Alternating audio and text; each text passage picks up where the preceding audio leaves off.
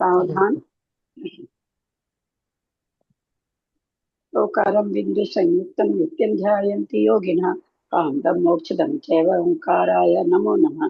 अविरल सद्गनौका प्रक्षाली सकल भूतल कलंका मुनिभिरूपासि तीर्था सरस्वती हरतुं दूरितम् अज्ञानतिमिरान्धानां ज्ञानाञ्जन शलाकया चक्षुरुन्मिलितं येन तस्मै श्री गुरुवे नमः। श्री परम गुरुवे नमः। परम्पराचार्य गुरुभ्यो नमः। सकल कलुषध्वसकं श्रेषां परिवर्धकं धर्म संबंधकं भव्य जीव मनत प्रतिबोधकारकं पुण्य प्रकाश पापणासमिदं शास्त्रं श्री उत्तर पुराण ग्रंथ राज नामधेयम् अस्य मूल ग्रंथ कर्ता श्री भक्ति देवास्पति ग्रंथ कर्ता श्री गंधर देवा प्रतिगंधर देवा तेषां वचन सार्ता मासाद्य श्रीमते गुणभद्राचार्य न विरचितमिदं शास्त्रं श्रोतारः सावधानतया शृण्वन्तु। मंगलम भगवान वीरो मंगलम गौतमो गणि मंगलम कुंद कुंदादेव जैन धर्मोस्तु मंगलम सर्वमंगल मांगल्यम सर्वकल्याणकारकम प्रधानम सर्वधर्माणां जैनम जयतु शासनम जैनम जयतु शासनम जैनम जयतु शासनम। सरस्वती नमस्तुभ्यं वरदे कामरूपिणि विद्यारंभं करिष्यामि सिद्धिर्भवतु मे सदा। व्यासंग जिनवानी माता की जय। परम मांगलिक ग्रंथ उत्तर पुराण ग्रंथ राज्य की जय। गुणभद्राचार्य की जय। पन्नालाल जी साहित्यकार की जय। अढ़ाई दीप में विराजमान सभी आचार्य उपाध्याय सर्व साधु के चरणों में नमोस्तु नमोस्तु नमोस्तु। सभी हारिका माता जी के चरणों में वंदा में वंदा में वंदा में। सभी छुल्लक छुल्लिका एलक के चरणों में इच्छा में इच्छा में इच्छा में। सभी प्रतिमाधारी के चरणों में ग्रुप में विराजमान वंदना जी के चरणों में वंदना वंदना वंदना। ग्रुप में विराजमान पूज्य जनों का सादर चरण स्पर्श से सादर जय जी। श्रीमते सकल ज्ञान साम्राज्य पद्मी से धर्म चक्र भृते भर्तृ नमः संसार भीम से आदिनाथ भगवान की जय। शुरू करें स्वाध्याय। प्रणाम दीदी। रंजना जी पढ़ेंगे आज। सभी बड़ों को सादर जय जी। हाँ, रंजना जी पढ़ेंगे आज। आ गए क्या रंजना जी? सर्व पेज नंबर उसको बोल दो थोड़ा सा। हाँ, 450 पेज नंबर है यार, 101 से पढ़ेंगे।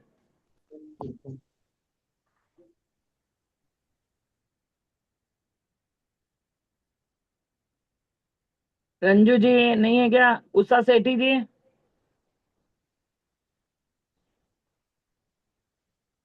उषा सेठी भी नहीं है। कमलेश जी, कल्पना जी,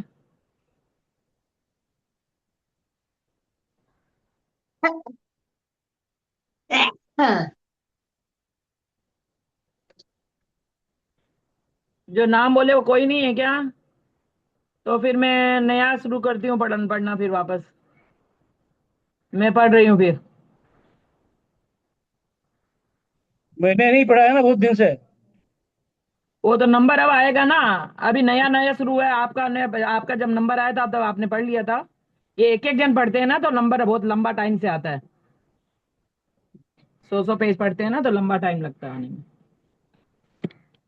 ठीक है दीदी, प्रणाम। Page number 450। ये श्लोक नंबर है 101। ज्योति भाई साहब को पढ़ने दो शर्मिला। है जेठी भाई साहब को पढ़ने दो, बहुत दिन हो गया उनका पढ़े गए।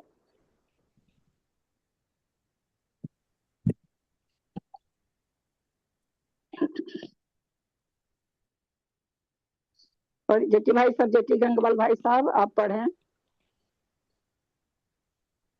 व्यक्ति को वंदना, सभी बड़ों को प्रणाम, सभी को जय जैन। रहता देवी चरण स्पर्श। शुरुआत कर रहा हूं। तदनंतर पराक्रम से सुशोभित विश्वनंदी जब काका की अनुमति ले शत्रुओं को जीतने के लिए अपनी सेना के साथ उद्यम करता हुआ चला गया, तब बुद्धिहीन विशाख भूति ने क्रम का उल्लंघन कर वह वन अन्याय की इच्छा रखने वाले विशाखानंद के लिए दे दिया। विश्वनंदी को इस घटना का तत्काल ही पता चला। वह क्रोधाग्नि से प्रज्वलित हो कहने लगा कि देखो, काका ने मुझे तो धोखा देकर शत्रु राजाओं के प्रति भेज दिया और मेरा वन अपने पुत्र के लिए दे दिया। क्या देव इतना कहने से ही मैं नहीं न देता? वन है इतनी सी चीज, इसकी दुश्चेष्टा मेरी सज्जनता का भंग कर रही है। ऐसा विचार कर वह लौट पड़ा और अपना वन हरण करने वाले को मारने के लिए उद्यत हो गया। इसके भय से विशाखानंद वाड़ी लगाकर किसी ऊंचे कैथा के वृक्ष पर चढ़ गया। कुमार विश्वनंदी ने यह कैथा का वृक्ष जड़ से उखाड़ डाला और उसी से मारने के लिए वह उद्यत हुआ। यह देख विशाखानंद वहां से भागा और पत्थर के खंबा के पीछे छिप गया, परंतु बलवान विश्वनंदी ने अपनी हथेलियों से प्रहार से उसे उस पत्थर के खंबा को शीघ्र ही तोड़ डाला। विशाखानंद वहां से भी भागा। यद्यपि वह कुमार का अपकार करने वाला था, परंतु उसे इस तरह भागता हुआ देखकर कुमार को सौहार्द और करुणा दोनों ने प्रेरणा दी, जिससे प्रेरित होकर कुमार ने उससे कहा कि डरो मत। यही नहीं, उसे बुलाकर वह वन भी दे दिया और तथा स्वयं संसार की दुखमय स्थिति का विचार कर शंभूत नामक गुरु के समीप दीक्षा धारण कर ली। सो ठीक ही है, क्योंकि नीच जनों के द्वारा किया हुआ अपकार भी सज्जनों का उपकार करने वाला ही होता है। उस समय विशाखा बुद्धि को भी बड़ा पश्चाताप हुआ। वह मैंने यह बड़ा पाप किया है ऐसा विचार कर उसने प्रायश्चित स्वरूप संयम धारण कर लिया। इसकी विश्वनंदी सब देशों में विहार करता हुआ घोर तपश्चरण करने लगा। उसका शरीर अत्यंत क्रुश हो गया। अनुक्रम से वह मथुरा नगरी में पहुंचा और आहार लेने के लिए भीतर प्रविष्ट हुआ। उस समय उसकी नीच की शक्ति नष्ट हो चुकी थी और पैर डगमग पड़ रहे थे। व्यसनों के संसर्ग से जिसका राज्य भ्रष्ट हो गया है, ऐसा विशाखानंद भी उस समय किसी राजा का दूत बनकर उसी मथुरा नगरी में आया हुआ था। वहां उस वेश्या के मकान की छत पर बैठ गया। एक वेश्या के मकान की छत पर बैठ गया। दैव योग से वहां हल्की प्रसूना एक गाय ने शुद्ध होकर मुनि को धक्का देकर गिरा दिया। उन्हें गिरता देख क्रोध करता हुआ विशाखानंद कहने लगा कि तुम्हारा जो पराक्रम पत्थर का खंबा तोड़ते समय देखा गया था, वह आज कहाँ गया?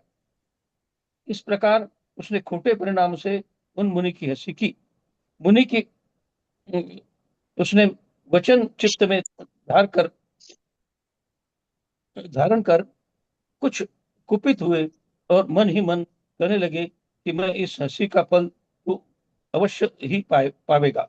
अंत में निदान सहित संन्यास धारण कर वे महाशुक्र स्वर्ग में देव हुए और विशाखा बुद्धि का जीव भी वही देव हुआ। वहां उन दोनों की आयु 16 सागर प्रमाण थी। चिरकाल तक वहां के तेज बता दो, तेज और लाइन। चिरकाल तक वहां के सुख भोग कर दोनों ही वहां से च्युत हुए। उनमें से विश्वनंदी के काका विशाखा बुद्धि का जीव सुरंद देश के उदनपुर नगर में प्रजापति महाराज की जयावती रानी से विजय नाम का पुत्र हुआ और उसके बाद ही विश्वनंदी का जीव भी इन्हीं प्रजापति महाराजा की दूसरी रानी भृगावती के त्रिपुष्ट नाम का पुत्र हुआ। यह होनहार अर्ध चक्रवर्ती था। 491 पेज नंबर है। अच्छा, और वो कौन सा श्लोक कौन सा है? 117-18 पे आए हैं शायद। 122 हो गया है। 122 हो गया। Thank you. ठीक है, मैं देख लूंगी। उत्पन्न होते ही एक साथ समस्त शत्रुओं को नष्ट करने वाला इसका प्रताप सूर्य के प्रताप के समान समस्त संसार से व्याप्त होकर भर गया था। अर्ध चक्रवर्तियों में गाढ़ उत्सुकता रखने वाली तथा जो दूसरी जगह नहीं रह सके ऐसी लक्ष्मी असंख्यात वर्ष से अभी हमने इन्हीं का तो योगा हो रहा था मंदिर में। असंख्यात वर्ष से स्वयं इस त्रिपृष्ठ की प्रतिज्ञा कर रही थी। पराक्रम के द्वारा सिद्ध किया हुआ उसका चक्र रत्न क्या था? मानो लक्ष्मी का चिन्ह ही था। और मगध आदि जिसकी रक्षा करते हैं, ऐसे समुद्र पर्यंत का समस्त महितल उसके अधीन था। यह त्रिपृष्ठ सिंह के समान शूरवीर है।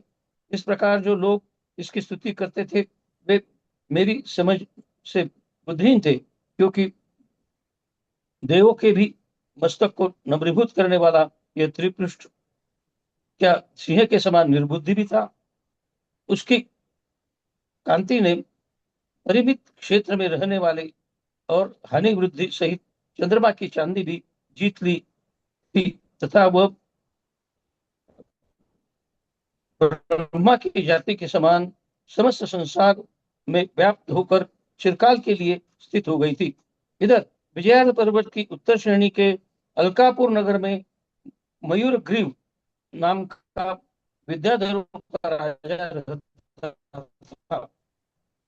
उसकी रानी का नाम निरंजना था। विशाखानंद का जीव चिरकाल तक संसार में एक पन्ना आगे चला गया। राजाओं का दास बनाने लाता हूँ। आचार्य कहते हैं कि देखो, राजा ने यह विचार नहीं किया कि राज्य तो इसी का है, भाई ने स्नेहवश ही मुझे दिया है, केवल वन के लिए ही वह उस श्रेष्ठ पुत्र को ठगने के लिए उद्यत हो गया। सो ऐसे दुष्ट अभिप्राय को धिक्कार है। तदनंतर पराक्रम से सुशोभित विश्वनंदी जब काका की अनुमति ले शत्रुओं को जीतने के लिए अपनी सेना के साथ उद्यम करता हुआ चला गया, तब बुद्धिहीन विशाखाबुद्धि ने क्रम का उल्लंघन कर वह अन्याय की इच्छा रखने वाले विशाखानंद के लिए दे दिया। विश्वनंदी ने इस घटना का तत्काल ही पता चला। वह क्रोधाग्नि से प्रज्वलित होकर कहने लगा कि देखो, काका ने मुझे तो हाँ, ये पढ़ लिया है। आप आगे बढ़ गए। इधर विजय आगे का पढ़ना है। इधर हाँ, विजय पर्वत की उत्तर श्रेणी के अलकापुर नगर में मयूरग्रीव नाम का विद्याधरों का राजा रहता था। उसकी रानी का नाम निरंजना था। विशाखानंद का जीव चिरकाल तक संसार में भ्रमण कर तथा अत्यंत दुखी होकर अनेक दुराचार करने वाला उन दोनों के अश्वग्रीव नाम का पुत्र हुआ। वे सब पूर्वोपार्जित पुण्य कर्म के विशिष्ट उदय से प्राप्त हुई इच्छित काम, भोग तथा उपभोगों से संतुष्ट होकर सुख से रहते थे। इधर विजयार्थ पर्वत की दक्षिण श्रेणी को नाम का एक श्रेष्ठ नगर था। इंद्र के समान ज्वलन जटी नाम का विद्याधर उसका पालन करता था। यह ज्वलन जटी कुल परंपरा से आई हुई, सिद्ध की हुई तथा किसी से प्राप्त हुई इन 3 विद्याओं से विभूषित था। उसने अपने प्रताप से दक्षिण श्रेणी के समस्त विद्याधर राजाओं को वश कर लिया था, इसलिए उनके नम्रीभूत मुकुटों की मालाओं से उसके चरण कमल सदा सुशोभित रहते थे। उसकी रानी का नाम वायुवेगा था, जो कि द्युतिलक नगर के राजा विद्याधर और सुभद्रा नामक रानी की पुत्री थी। उन दोनों के अपने प्रताप से सूर्य को जीतने वाला अर्ककीर्ति नाम का पुत्र हुआ था और स्वयं प्रभा नाम की पुत्री हुई थी, जो कि अपनी कांति से महामणि के समान सुशोभित थी। उस स्वयं प्रभा के शरीर में शीर से लेकर पैर तक स्त्रियों के समस्त सुलक्षण विद्यमान थे, जो कि उसके शरीर में व्याप्त होकर उदाहरणता को प्राप्त हो रहे थे। आभूषणों को भी सुशोभित करने वाले यौवन को पाकर तो स्वयं प्रभा ने अपने आप के द्वारा विधाता को स्त्रियों की रचना करने के कार्य में कृतकृत बना दिया था। उसे पूर्ण सुंदरी तथा काम को निकट बुलाने वाली देख पिता जलनजटी विचार करने लगा कि यह किसे देनी चाहिए, किसके देने के योग्य है। उसी समय उसने संभिन्न श्रोता नामक पुरोहित को बुलाकर उससे वह प्रयोजन पूछा। वह पुरोहित निमित्त शास्त्र में बहुत ही कुशल था, इसलिए कहने लगा कि यह स्वयं प्रभा पहले नारायण की महादेवी होगी और आप भी उसके द्वारा दिए हुए विद्याधरों के चक्रवर्ती पद को प्राप्त होंगे। उसके इस प्रकार विश्वास करने योग्य वचन चित्त में धारण कर उसने पवित्र हृदय वाले शास्त्रों के जानकर और राज भक्त इंद्र नामक मंत्री को लेख तथा भेंट देकर पोदनपुर की ओर भेजा। वह शीघ्रता से जाकर पोदनपुर जा पहुंचा। उस समय पोदनपुर के राजा पुष्पकरंडक नामक वन में विराजमान थे। मंत्री ने उन्हें देखकर प्रणाम किया, पत्र दिया, भेंट समर्पित की और वह यथास्थान बैठ गया। राजा प्रजापति ने मुहर देखकर पत्र खोला और भीतर रखा हुआ पत्र निकालकर बांचा। उसमें लिखा था कि संधि विग्रह में संयुक्त विद्याधरों का स्वामी, अपने लोक का शिखामणि, अपनी प्रजा को प्रसन्न रखने वाला, महाराज नाभि के वंश रूपी आकाश का सूर्य, श्रीमान प्रसिद्ध राजा जलनजटी रत्नपुर नगर से पोदनपुर नगर के स्वामी भगवान ऋषभदेव के पुत्र बाहुबली के वंश में उत्पन्न हुए महाराज प्रजापति को फिर से नमस्कार कर बड़े स्नेह से कुशल प्रश्न पूछता हुआ बड़ी विनय के साथ इस प्रकार निवेदन करता है कि हमारा और आपका वैवाहिक संबंध आज का नहीं है, क्योंकि हम दोनों की वंश परंपरा से यह चला आ रहा है। हम दोनों के विशुद्ध वंश सूर्य और चंद्रमा के समान पहले से ही अत्यंत प्रसिद्ध है। अतः इस कार्य में आज दोनों वंशों के गुण दोष की परीक्षा करना भी आवश्यक नहीं है। हे पूज्य, मेरी पुत्री स्वयं प्रभा, जो कि 3 खंड में उत्पन्न हुई लक्ष्मी के समान है, वह मेरे भानेज त्रिपुष्टि की स्त्री हो और अपने गुणों के द्वारा अपने आप में इसकी बड़ी प्रीति को बढ़ाने वाली हो। प्रजापति महाराज ने भाई का यह कथन सुन मंत्री को यह कहकर संतुष्ट किया कि जो बात जलन पार्टी को इष्ट है वह मुझे भी इष्ट है। राज ने बड़े आदर सत्कार के साथ मंत्री को विदा किया और उसने भी शीघ्र ही जाकर सब समाचार अपने स्वामी से निवेदन कर दिए। जलन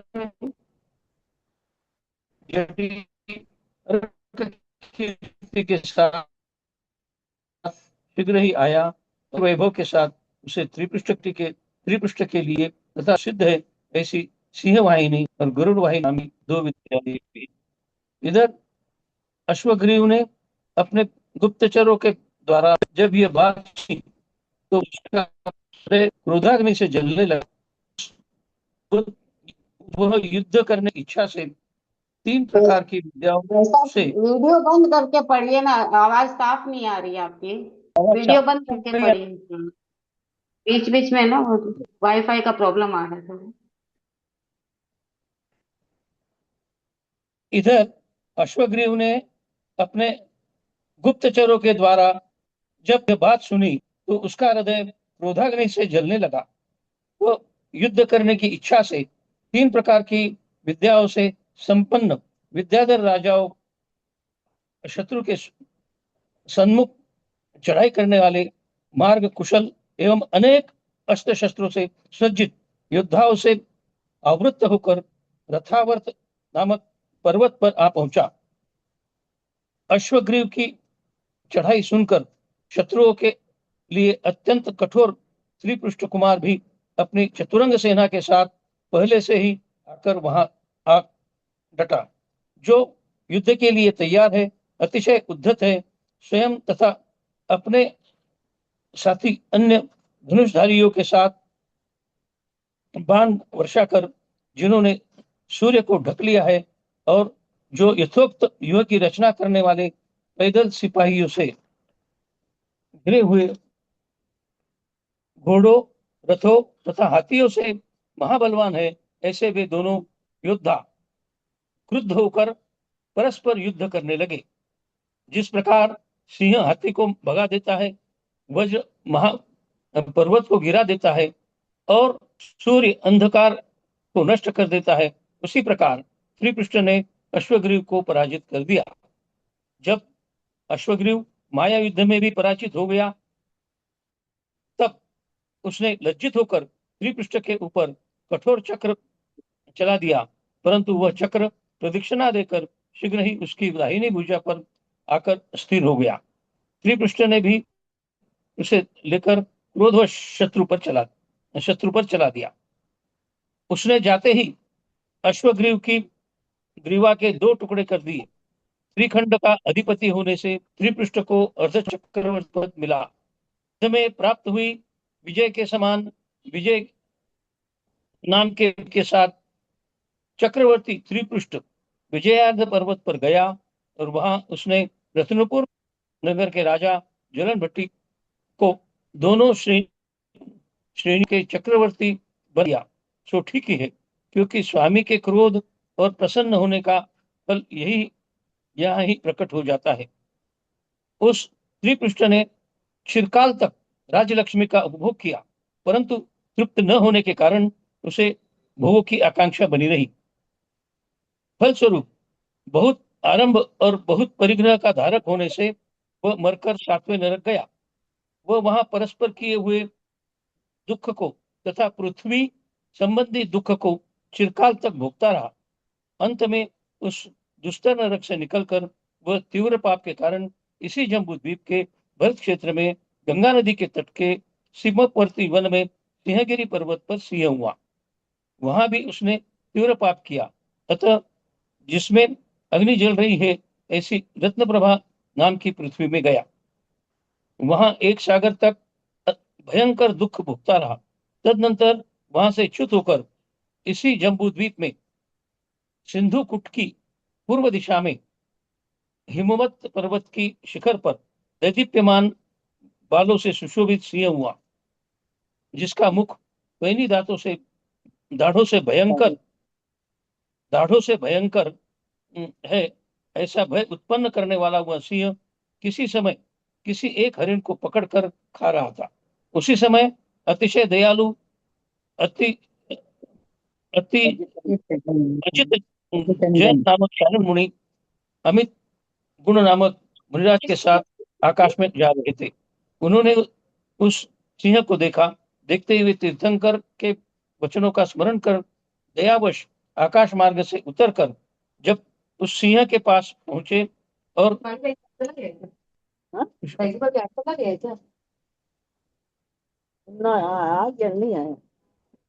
शिलातल पर उषा जी आप अनम्यूट हैं, उषा सेठी जी म्यूट कर दीजिए ना, बीच में जो बोल रहे सो। शिलातल पर बैठकर जोर जोर से धर्ममय वचन कहने लगे। उन्होंने कहा कि हे भव्य भृगुराज, तूने पहले त्रिपृष्ठ के भव में 5 इंद्रियों के श्रेष्ठ विषयों का अनुभव किया है।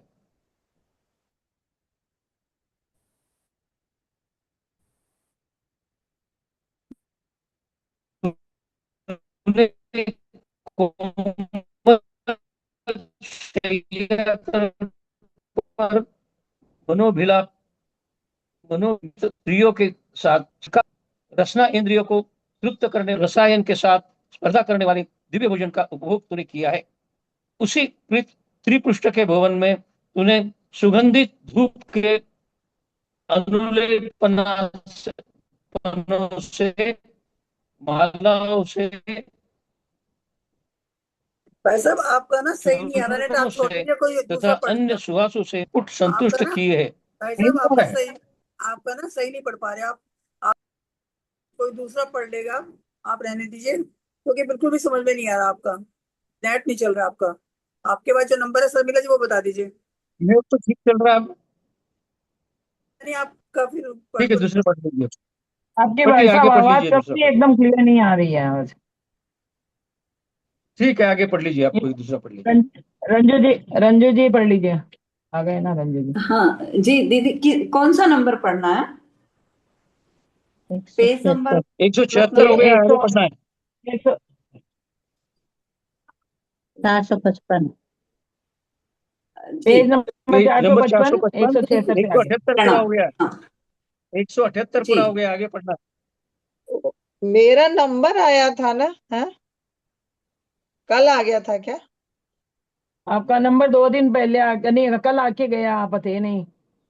क्लास मैंने वैसे मैसेज क्या डाला था पर क्लास एक दिन का ही डाला। क्लास कई दिन से हो रही है क्या? कल से। है, क्लास कई दिन से हो रही है क्या? कल से हो रही है, कल से। शर्मिला जी रोज मेरा 7 भी बजे नंबर आया शुरू हो हुआ जाती कल।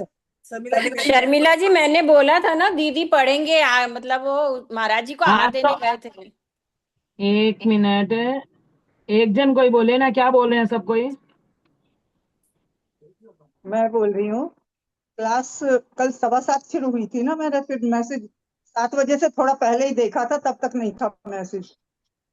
हाँ हाँ, 7:15 शुरू हुई थी कल।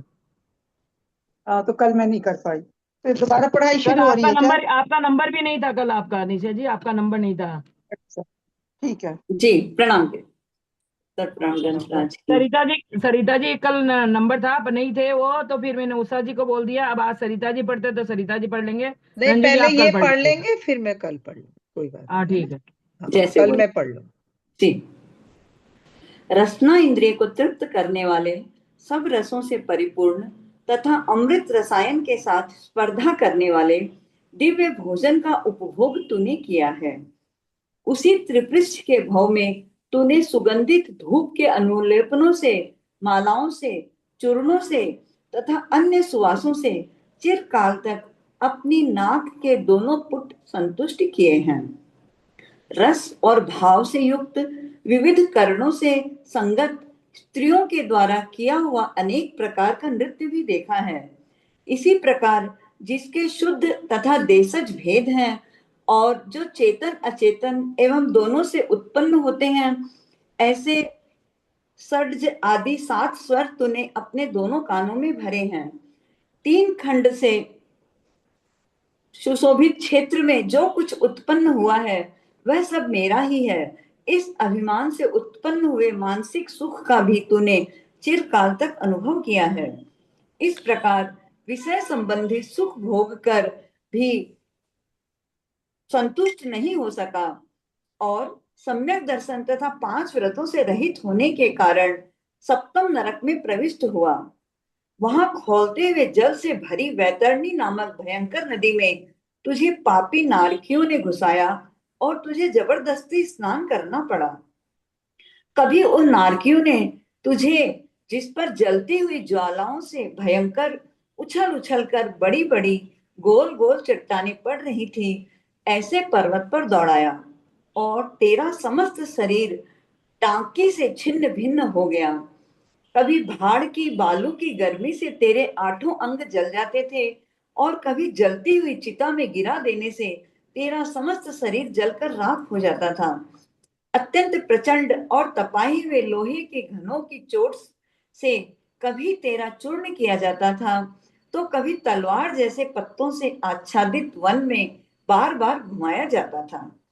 अनेक प्रकार के पक्षी, वन पशु और काल के समान कुत्तों के द्वारा तू दुखी किया जाता था तथा परस्पर की मारकाट एवं ताड़ना के द्वारा तुझे पीड़ित किया जाता था।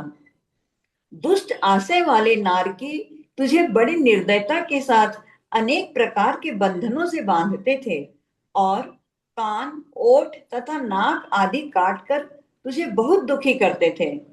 पापी नारकी तुझे कभी अनेक प्रकार के तीक्ष्ण सूलों पर चढ़ा देते थे।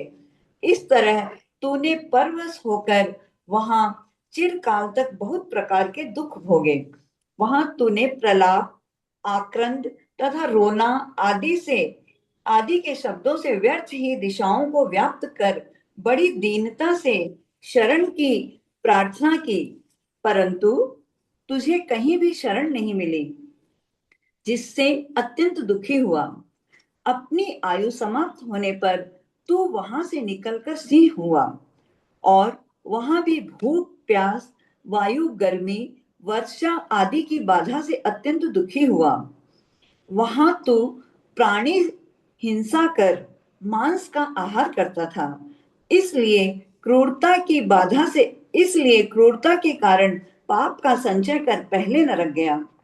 वहां से निकलकर तू फिर सिंह हुआ है और इस तरह क्रूरता कर महान पाप का अर्जन करता हुआ दुख के लिए फिर उत्साह कर रहा है। अरे पापी, तेरा अज्ञान बहुत बढ़ा हुआ है, उसी के प्रभाव से तू तत्व को नहीं जानता है। इस प्रकार मुनिराज के वचन सुनकर उस सिंह को शीघ्र ही जाति स्मरण हो गया। संसार के भयंकर दुखों से उत्पन्न हुए भय से उसका समस्त शरीर कांपने लगा तथा आंखों से आंसू गिरने लगे। सिंह की आंखों से बहुत देर तक अश्रु रूपी जल गिरता रहा, जिससे ऐसा जान पड़ता था मानो हृदय में सम्यक्त्व के लिए स्थान देने की इच्छा से मिथ्यात्व ही बाहर निकल रहा था।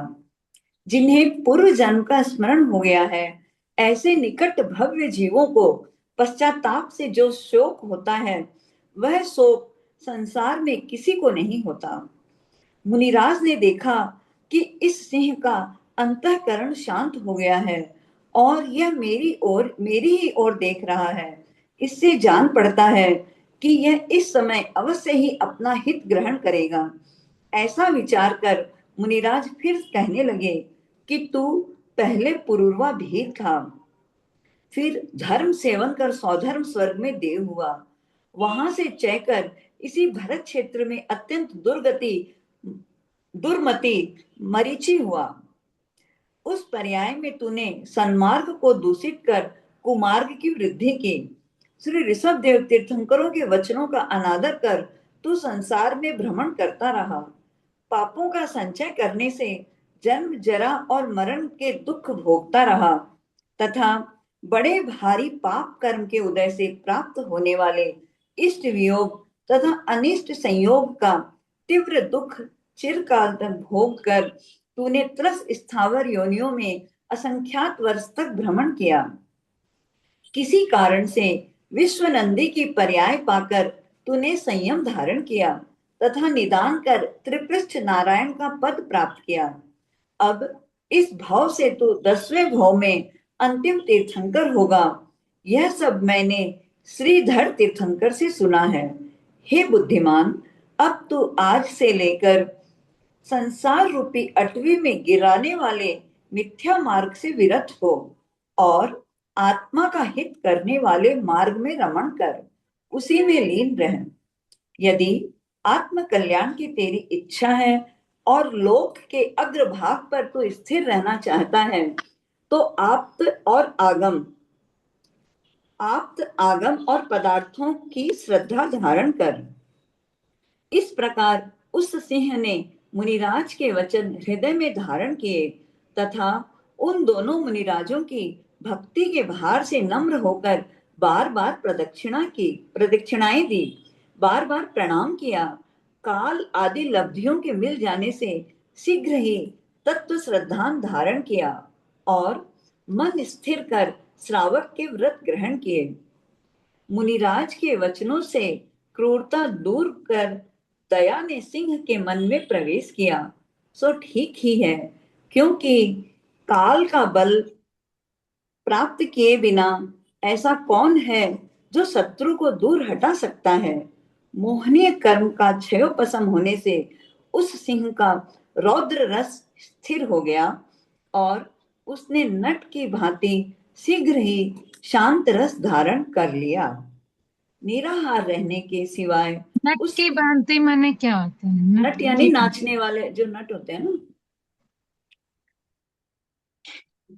शीघ्र ही नट अनेक प्रकार के, वो नट यानी नाटक करने वाले, वो सड़कों पे रस्सी वस्सी बांध के जो नाच नहीं अनेक प्रकार के रस दिखाते हैं ना, वो तुरंत हंसेंगे, तुरंत रौद्र रूप, तुरंत शांत रूप।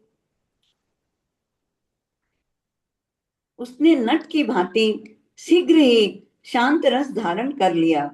निराहार रहने के सिवाय उस सिंह ने और कोई सामान्य व्रत धारण नहीं किया, क्योंकि मांस के सिवाय उसका और आहार नहीं था। आचार्य कहते हैं कि इससे बढ़कर और साहस क्या हो सकता है। प्राण नष्ट होने पर भी चूंकि उसने अपने व्रत का अखंड रूप से पालन किया था, इससे जान पड़ता था कि उसकी शूरवीरता सफल हुई थी और उसकी वह पुरानी शूरता उसी का घात करने वाली हुई थी। तमस तमह प्रभा नामक 7वें नरक के नारकी उपसम सम्यक दर्शन को स्वभाव से ही ग्रहण कर लेते हैं। इसलिए सिंह के सम्यक दर्शन ग्रहण करने में आश्चर्य नहीं है। परम पद की इच्छा करने वाला वह धीर वीर सब दुराचारों को छोड़कर सब सदाचारों के सन्मुख होता हुआ चिरकाल तक निराहार रहा। तिर्यंचों के संयम के आगे के व्रत नहीं होते। तिर्यंचों के संयम के आगे के व्रत नहीं होते, ऐसा आगम में कहा गया है। इसीलिए वह रुक गया था, अन्यथा अवश्य ही मोक्ष प्राप्त करता। वह इस कहावत का विषय हो रहा था। जिस प्रकार अग्नि में तपाया हुआ स्वर्ण शीतल जल में डालने से ठंडा हो जाता है, उसी प्रकार क्रूरता से बढ़ी हुई उसकी शूरवीरता उस समय बिल्कुल नष्ट हो गई थी। दया को धारण करने वाले उस सिंह ने मृगारी शब्द ने अपनी सार्थकता छोड़ दी थी, अर्थात अब वह मृगों का शत्रु नहीं रहा था। सो ठीक ही है, क्योंकि आश्रित रहने वाले मनुष्यों का स्वभाव प्रायः स्वामी के समान ही हो जाता है। वह सिंह सब जीवों के लिए केवल शरीर से ही चित्र लिखित के समान नहीं जान पड़ता था, किंतु चित्त से भी वह इतना शांत हो चुका था कि उससे किसी को भी भय उत्पन्न नहीं होता था। सो ठीक ही है, क्योंकि दया का महात्म्य ही ऐसा है। इस प्रकार व्रत सहित संन्यास धारण कर वह एकाग्र चित्त से मरा और शीघ्र ही सौधर्म स्वर्ग में सिंह केतु नाम का देव हुआ। वहां उसने 2 सागर की आयु तक देवों के सुख भोगे। तदनंतर वहां से चलकर वह धात्की खंड द्वीप के पूर्व मेरु से पूर्व की ओर जो विदेह क्षेत्र है, उसके मंगलावती देश के विजयार्थ पर्वत की उत्तर श्रेणी में अत्यंत श्रेष्ठ कनकप्रभ नगर के राजा कनकपुंख विद्याधर और कनकमाला रानी के कनकोज्ज्वल नाम का पुत्र हुआ। किसी एक दिन वह अपनी कनकवती नामक स्त्री के साथ क्रीड़ा करने के लिए मंदरगिरी पर गया था। वहां उसने प्रिय मित्र नामक अवधि ज्ञानी मुनि के दर्शन किए। उस चतुर विद्याधर ने भक्ति पूर्वक प्रदक्षिणा देकर उन मुनिराज को नमस्कार किया और हे पूज्य, धर्म का स्वरूप कहिए, इस प्रकार उनसे पूछा। उत्तर में मुनिराज कहने लगे कि धर्म दयामय है, तू धर्म का आश्रय कर। धर्म के द्वारा तू मोक्ष के निकट पहुंच रहा है। धर्म के द्वारा कर्म का बंधन छेद और धर्म के लिए सद्बुद्धि दे। धर्म से पीछे नहीं हट, धर्म की दासता स्वीकृत कर, धर्म में स्थिर रह और हे धर्म मेरी रक्षा कर, सदा इस प्रकार की चिंता कर। इस प्रकार धर्म का निश्चय कर उसके कर्ता करण आदि भेदों का निरंतर चिंतन किया कर। ऐसा करने से तो कुछ ही समय में मोक्ष को प्राप्त हो जाएगा। इस तरह मुनिराज ने कहा। मुनिराज के वचन हृदय में धारण कर और उनसे धर्म रूपी रसायन का पान कर वह ऐसा संतुष्ट हुआ जैसा कि प्यासा मनुष्य जल पाकर संतुष्ट होता है। उसने उसी समय भोगों से विरक्त होकर समस्त परिग्रह का त्याग कर दिया और चिरकाल तक संयम धारण कर अंत में संन्यास मरण किया, जिसके प्रभाव से वह 7वें स्वर्ग में देव हुआ। वहां 13 सागर की आयु प्रमाण उसने वहां के सुख भोगे और सुख से काल व्यतीत कर समाधि पूर्वक प्राण छोड़े। वहां से च्युत होकर वह इसी जम्बू द्वीप के कोसल देश संबंधी साकेत नगर के स्वामी राजा वज्रसेन की शीलवती रानी से अपने स्वाभाविक गुणों द्वारा सबको हर्षित करने वाला हरिशेन नाम का पुत्र हुआ। उसने कुल वधु के समान राज्य लक्ष्मी अपने वश कर ली।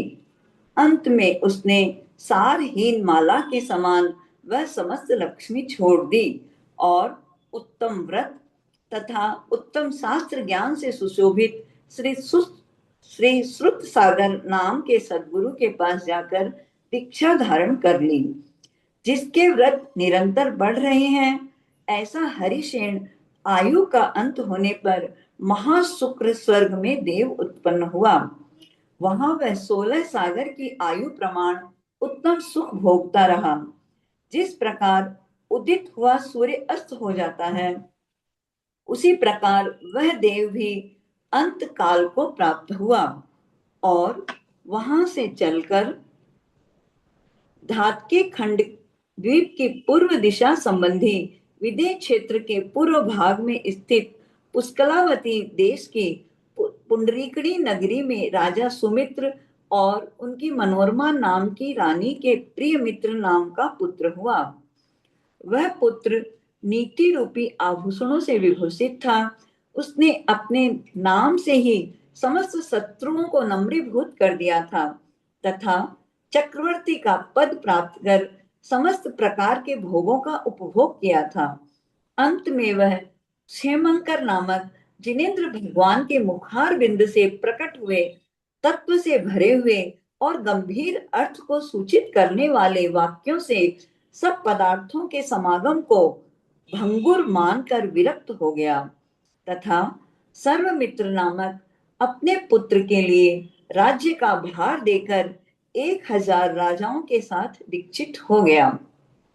5 समितियों और 3 गुप्तियों रूप 8 प्रवचन मातृकाओं के साथ साथ अहिंसा महाव्रत आदि 5 महाव्रत उन मुनिराज में पूर्ण प्रतिष्ठा को प्राप्त हुए थे। यहाँ पर 8 प्रवचन मातृकाओं के साथ। हाँ, हमने पढ़ा है पर मुझे याद नहीं है, दीदी बताएंगे।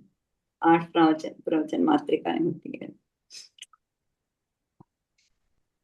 पूर्ण दीदी से पूछिएगा जब आएंगे। मुनिराज में पूर्ण प्रतिष्ठा को प्राप्त हुए थे।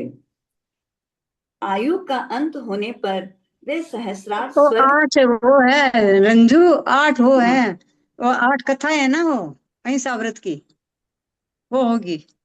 नहीं 8 प्रवचन मैंने याद को नहीं पढ़ेगा है, लेकिन नहीं 8 प्रवचन मातृकाओं के साथ साथ अहिंसा महाव्रत के अहिंसा महाव्रत आदि 5 महाव्रत के मुनिराज के पूर्व प्रतिष्ठा में प्राप्त हुए। 5 समितियां, पहले 8 नहीं, पहले 5 समिति, 3 गुप्ती, फिर 8 प्रवचन मातृका और उसके साथ साथ अहिंसा महाव्रत आदि 5 महाव्रत, ऐसे उन मुनिराज में हाँ पूर्ण प्रतिष्ठा को प्राप्त हुए थे।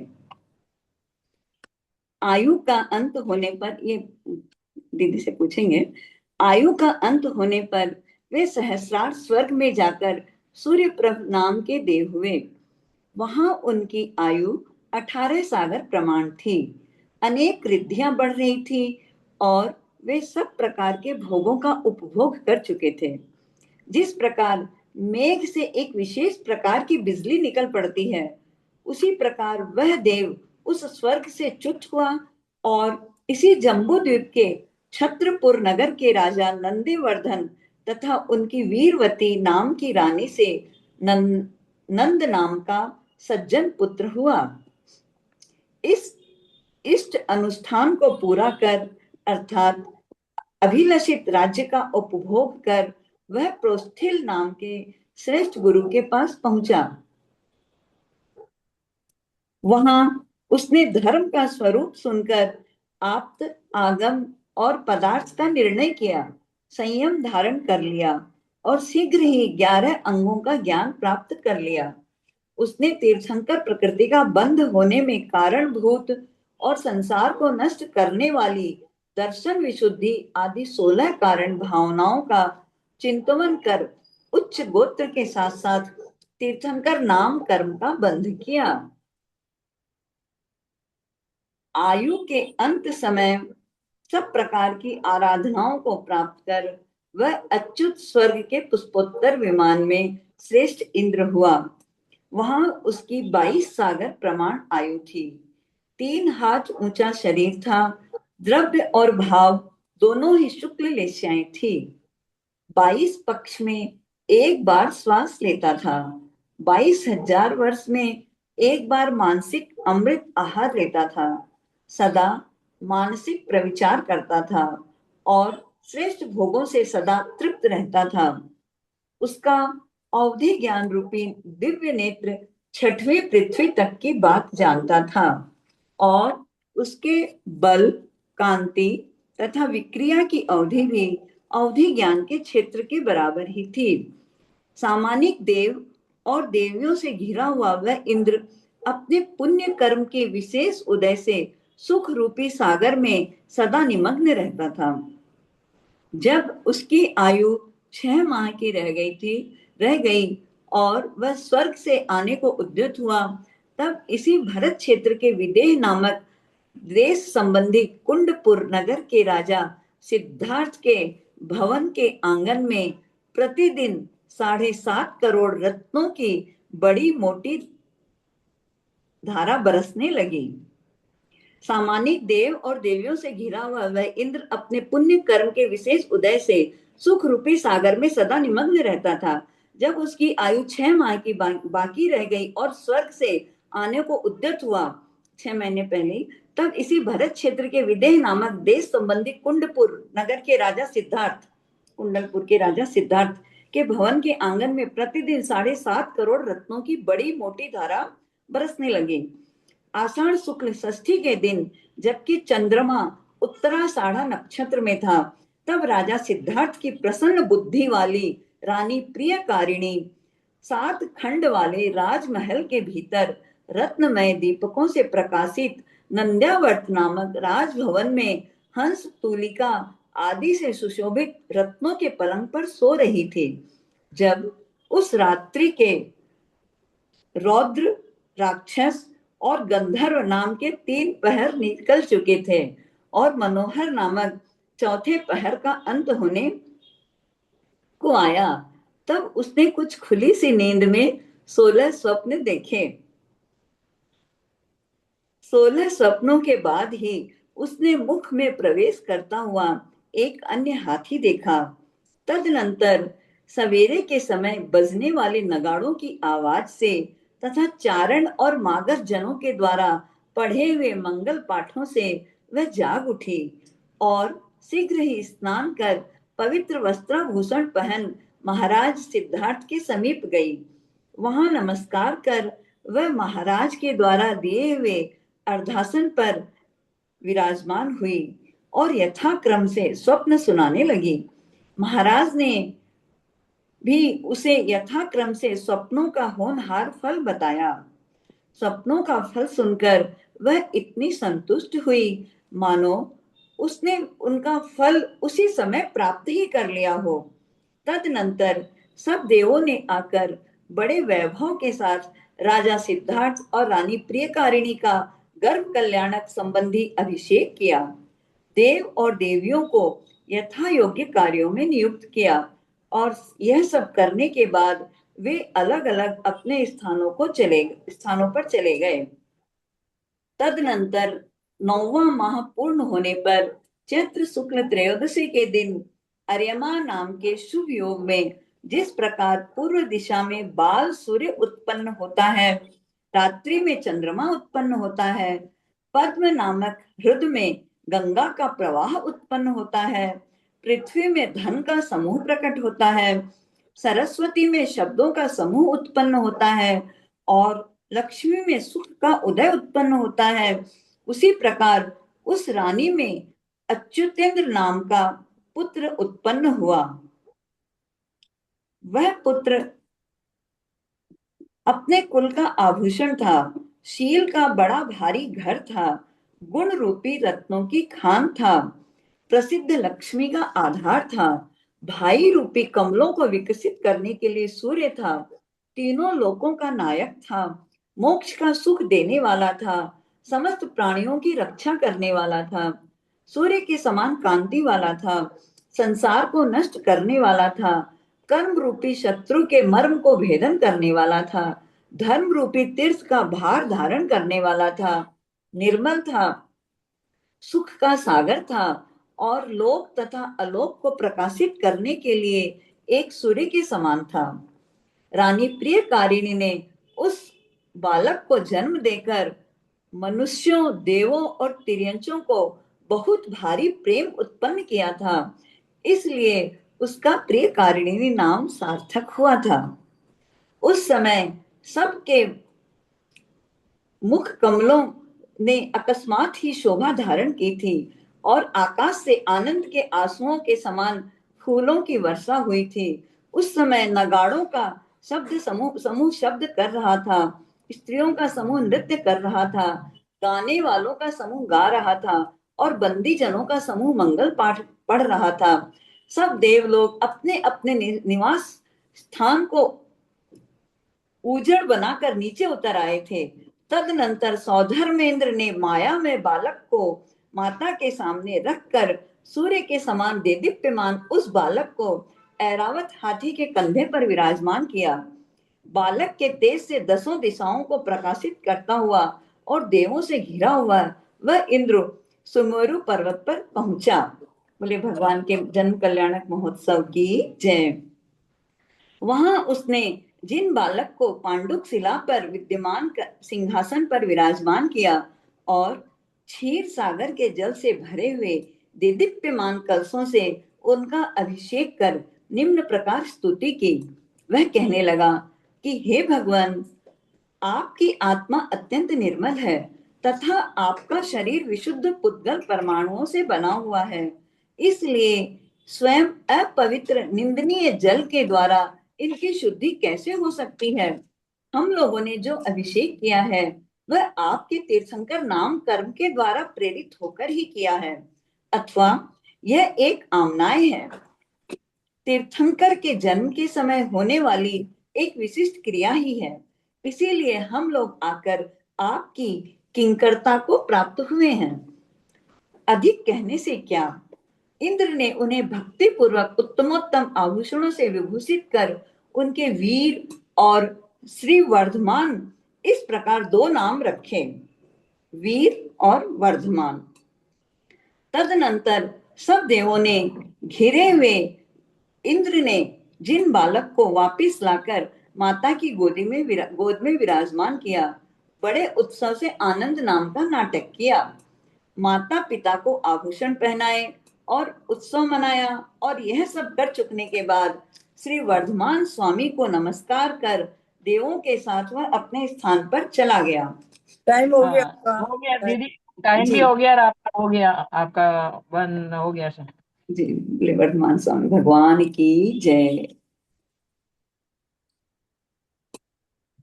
जिनवाणी स्तुति कर लीजिए। बोले घनश्याम जिनवाणी माता की जय। सांची तो गंगा यह वीतरागवाणी, अविछिन्न धारा निज धर्म की कहानी। सांची तो गंगा यह वीतरागवाणी, जामे अति ही विमल अगाध ज्ञान पानी। जहाँ नहीं जहाँ नहीं संशयादि पंक की निशानी। सांची तो गंगा यह वीतरागवाणी, अविछिन्न धारा निज धर्म की कहानी।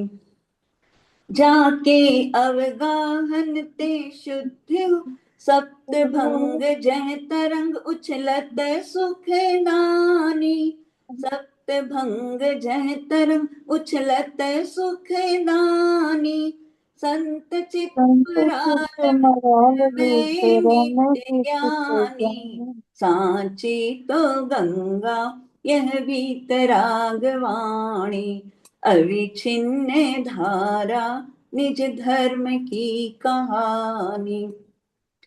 जाके अवगाहन ते शुद्ध होय प्राणी, जाके अवगाहन ते शुद्ध होय प्राणी। भाग चंद नीचे घट माहिया प्रमाणी, सांची तो गंगा यह वीतरागवाणी। अविछिन्न धारा निज धर्म की कहानी। जिनवाणी भारती तोहि जपो दिन रैन, जो तेरी शरणा गहे सो पावे सुख चैन। जा वाणी के ज्ञान ते सूझे लोकालोक, सो वाणी मस्तक चढ़ो सदा देत हूँ ढोक। देव भजू अरिहंत को गुरु सेऊ निर्ग्रंथ, दया धर्म पालू सदा यही मोक्ष का पंथ। बोले द्वादशाम जिनवाणी माता की जय। 9 बार नमः।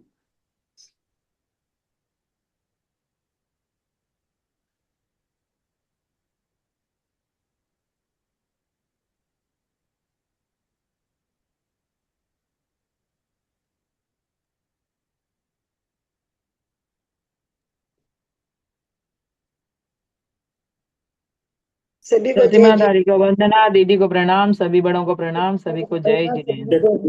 जय जिनेन्द्र। आदर चरण सबको सादर जय जिनेन्द्र। आदर चरण स्पर्श। सबको प्रणाम अंजना करें। जी को वंदना करते हैं। प्रतिमा धारी अंजना जी को वंदना, बड़ों को सादर चरण, सभी को सादर ललिता जी जय को जिनेन्द्र। सादर चरण ललिता जी स्पर्श। सभी को सादर, सभी को ललिता को सादर सादर जय जय जिनेन्द्र। जिनेन्द्र। सभी वृत्ति को वंदना, बड़ों को प्रणाम, सभी को जय जिनेन्द्र। ललिता जी को चरण स्पर्श।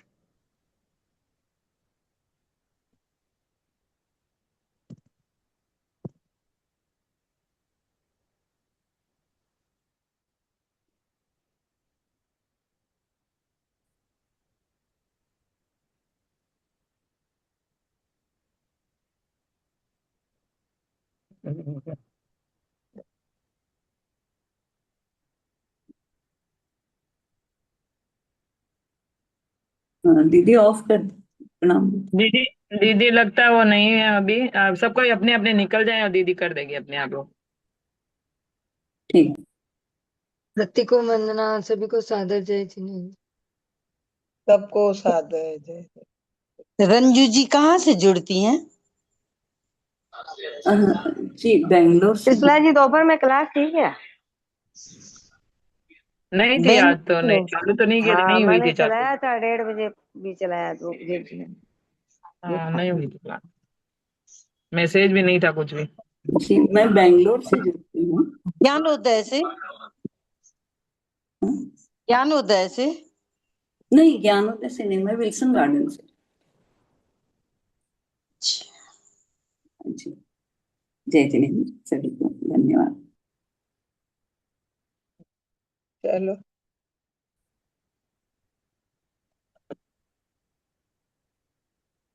लाइन पे नहीं है ललिता जी, शायद कहीं गए दिखते हैं। सबको ये लीव हो जाए अपने आप ही, तो अपने आप बंद हो जाएगा, दीदी कर देगी फिलहाल। हाँ, ठीक।